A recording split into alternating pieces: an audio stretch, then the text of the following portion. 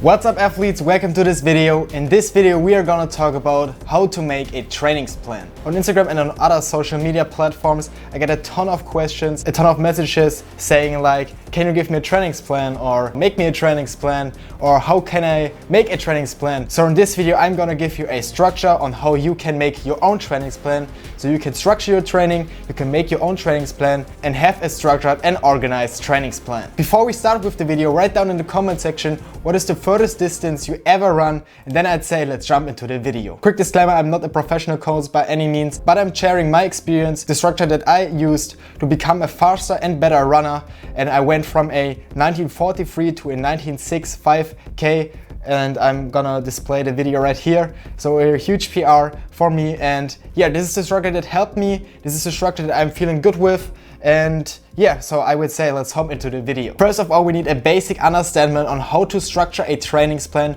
what training types and workouts exist, and how the training volume curve can look like. What training/workout types exist? They are long runs / easy runs, tempo runs, interval runs, time trials, fartleks, and there are much more, but those are the most common. Let's go a bit more into detail on what those workout types do, or what intent behind these workout / training type is. Long runs / easy runs are longer runs with less effort into the run, which means like an effort of 50 to 60%.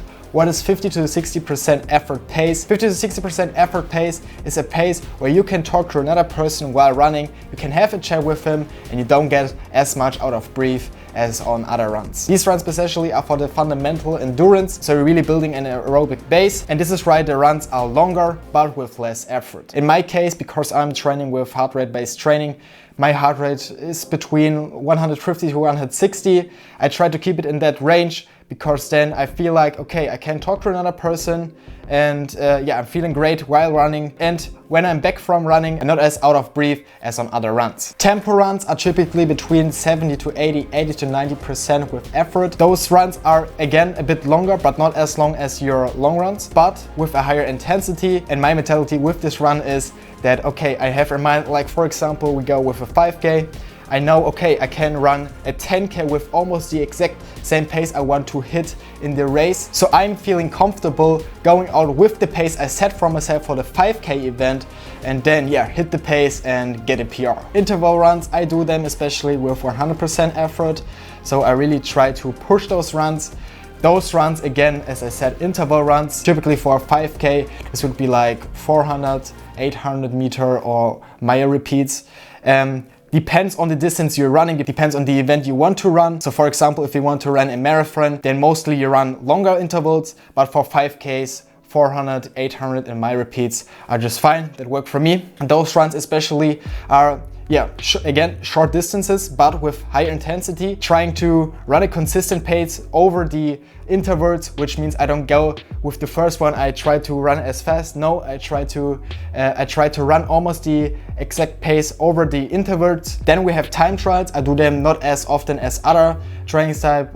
In fact, I didn't had any time trials before my 5K prep, but this also belongs to my short prep time. Time trials are there to have a reference point over the time. So for example, if you train half a year and the event is in half a year, then it might be appropriate to do some time trials, because then you have a reference point and see, okay, I'm at this point, I can run a, for example, 4-minute pace, and but I have to run a 3:55 minute per kilometer. So I know, okay, I have to maybe push myself into the training and see where I'm at. But those training types are very good to see where I'm at, to have a reference point and to see where the journey goes. And then at last we have fartleks. Fartlek runs are typically 1-minute runs, and you go as hard as possible and as fast as possible as you can. Those runs are extremely hard, and they're really for getting used to the pace, getting used for fast pace, getting used to very fast paced. So I really want to push those runs, and yeah, you have like one interval like with 1 minute, go as hard as you can, and then 1 minute jogging or rest in between. So how can you structure your training plan? What I would do is to define the distance you want to run. So for example, I would choose an event, for example, a 5K event. What I would then do is, based off that, is to choose my easy runs, tempo runs and interval runs. So based off the event that I'm running, I structure my training types to it. I talked about it in other videos, but my main structure is to do easy runs / long runs, tempo runs and interval runs. This is my method that I use, those 3 workout types, and for me it works. It has a mixture of long runs, so 50 to 60% effort just for the aerobic base, just for the overall endurance, then tempo runs, a bit faster runs to get used to the fast pace, and then interval runs for speed. Again, 3 workout types, easy runs, tempo runs and interval runs. So then you have your 5-kilometer event in mind. What I would then do is to define my mileage I want to run. So for example, for my easy runs, that would be 15 to 20 kilometers about. Then for my tempo runs, 10 to 15 kilometers. And for my interval runs, as said, 400 meter repeats, 800 meter repeats, and my repeats, each with their own rest time in between. Basically define how many kilometers you want to run for each different workout type. Obviously, if you want to run faster, you need to run more, but especially if you're a beginner, try not to go with a high mileage. Try to start slow. Maybe try to start with only easy runs to build an endurance base and then go into other workout types. So for example, you set yourself the goal to run 50 kilometers per week. So what I would then do is to divide the amount that I want to run with the amount of training that I want to run. So for example, 4 runs. But again, if you're a beginner, try to start off slow. Try to focus on your endurance base, maybe not go like every day running. So starting slower might be better for you. So for example, for me, this was 4 times running in a week. And then I have in mind my amount of training that I want to do. So my structure can look like this. On Monday, I had a 15 kilometer to 20 kilometer easy run. On Tuesday, I had a tempo run, which was between 10 to 15 kilometers. Then on Wednesday, I had a day off of running. Then on Thursday, I had my interval runs with 400 meter repeats, 800 meter repeats, and my repeats depending on the week that I'm training on. So I switch that up every week. On Friday, I had a rest day, and on Saturday, I had a long run / easy run with again 15 to 20 kilometers. And you may have seen or noticed that there's a structure in the trainings plan. So my intent behind this is to have high intensity, lower intensity, high intensity, lower intensity. What I mean by that is, so on Monday I had the easy one, which is like basically an off day for runners because you really don't go as hard into the run, and again running with 50 to 60% effort. Then on the next day I had a tempo run, which again is with higher intensity, 70 to 80, 80 to 90%, and this is a harder training session. So what I would then do is to either make a easy run with 50 to 60% effort or a day off of running, so really no running at all. So basically after every hard session I have a day off or an easy run. And by off days I mean I don't do nothing with running.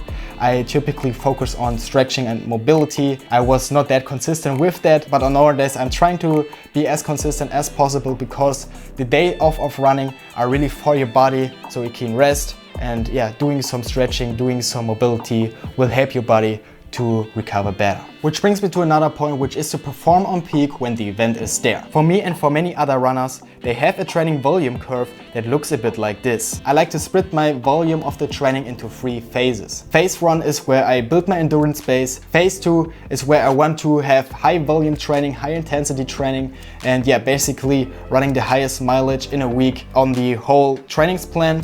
And then on phase 3 is where I want to recover, run to prep for the event, so I'm decreasing the mileage and yeah, perform better at the event. Why do I do this? In the first phase, I really try to build my endurance base.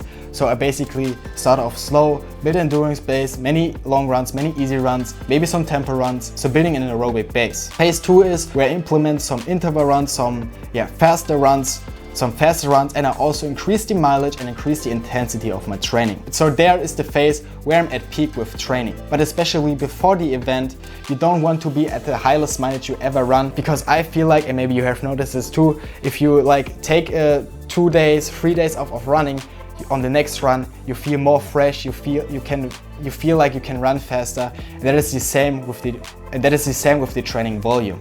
So you want to decrease the volume of the training because then your body recovers, your body has a break of running before the event, and then yeah, you run at peak at your event. But be controlled and structured and organized with it, because there you can do many things wrong. And yeah, I really try to decrease the mileage and the intensity of my trainings, but with the intent of recovering and prepping for the event. So yeah, the training's volume curve should look a bit like this. And that's basically it. That is how you can structure and make your own trainings plan. I hope you liked the video. Write down in the comment section what is the furthest distance you ever run. And then I'd say keep running, and I'll see you in the next video. Bye.